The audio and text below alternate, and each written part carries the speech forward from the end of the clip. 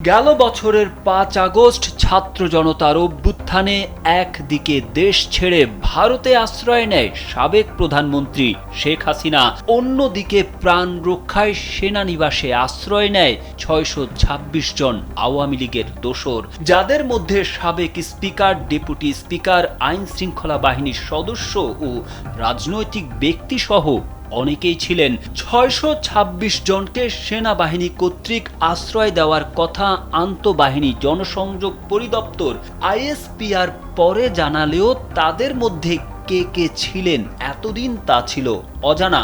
তবে এবার জানা গেল কারা ছিল সেদিন সেনাবাহিনীর আশ্রয়ে। স্যান্ডেলিনা সো, রূপচর্চায় আভিজাত্য। গণমাধ্যমে পাঠানো আইএসপিআর এর বিবৃতিতে দেখা যায় সেদিন আশ্রয় নেওয়াদের মধ্যে ছিল ২৪ জন রাজনীতিবিদ।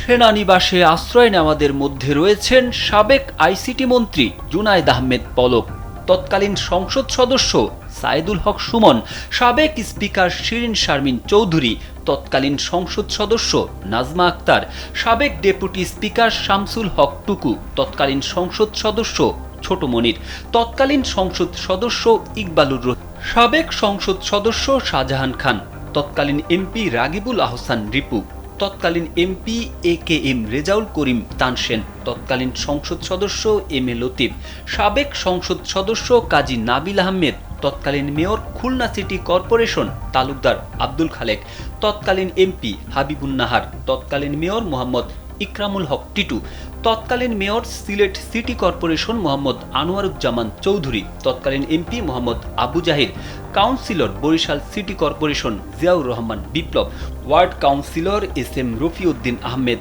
Word councillor S M Faisal Ahmed Rana, তৎকালীন চেয়ারম্যান মিঠামইন উপজেলার শরীফ কামাল, তৎকালীন UP chairman Madarganj Mohammad Mahbub Alam, PS2 MP Sujan Sattar, Zakir Hasan, তৎকালীন এসপি বগুড়া।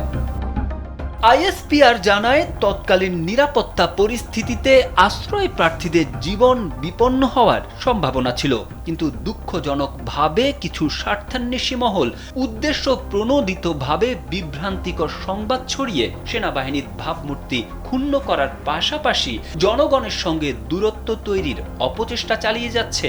এর পরিপ্রেক্ষিতে জুলাই আগস্ট গণ অভ্যুত্থান পরবর্তী সেনানিবাসের অভ্যন্তরে প্রাণ রক্ষার্থে আশ্রয় গ্রহণকারী ৬২৬ ব্যক্তিবর্গের একটি পূর্ণাঙ্গ তালিকা প্রকাশ করা হয়েছে। তারেক আহমেদ, কালবেলা।